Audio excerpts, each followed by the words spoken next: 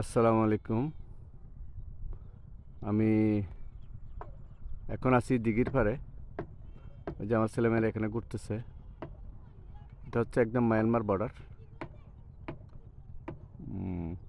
এটা হচ্ছে দিঘি, বড় একটা দিঘি, অনেক পুরনো ঐতিহ্যবাহী দিঘি।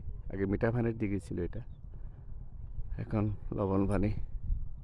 এই যে এদিক দিয়ে পানি ঢুকতেছে খাল থেকে।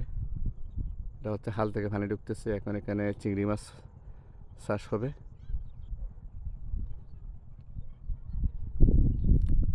এদিকে হচ্ছে ফেরাবন খাল। খালের উপরে হচ্ছে আমার চিংড়ি গেট, আর হচ্ছে চিংড়ি গেটের পাশে আমার বাড়ি।